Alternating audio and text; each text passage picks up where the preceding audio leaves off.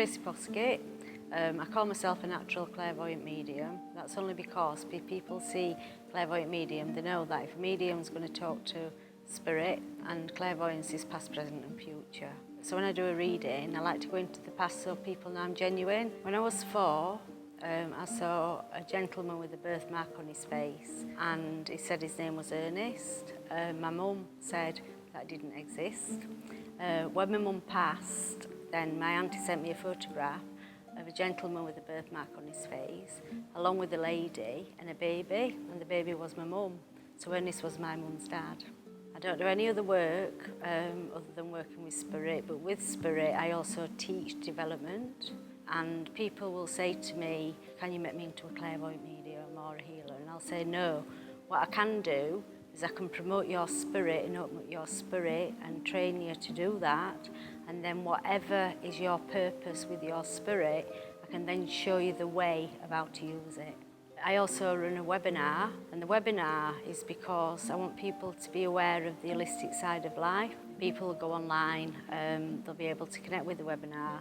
I will be doing the tuning in with my mediumship side, answering any questions or problems I've got in their life.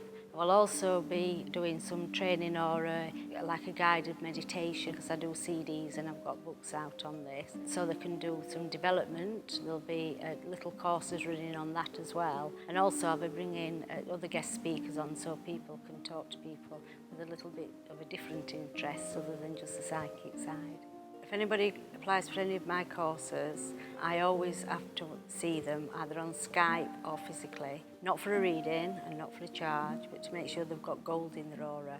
And that's not because everybody hasn't got a spirit, it's because they're just not ready. So if somebody's going through a lot of emotion, the last thing they want to do is open the spirit up and connect with the soul.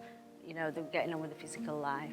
So the first course that I give them absolutely gives them a sample of everything. So they do healing, they do dowsing, they measure their aura, they see the aura, they do a mini reading for each other. They go in, I've got a guide room at home which I've meditated on for 6 months, so they sit there in the mirror and they see the guides come into the mirror. So it's all about not just particularly instructing, but developing what is within someone.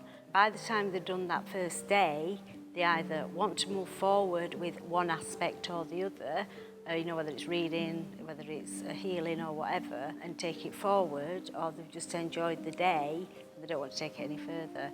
Now, fortunately for me, my courses are all certified by the Spiritual Work Association. So, because you've got Reiki healing, you've got different aspects of healing. My husband is a Reiki master, I'm not.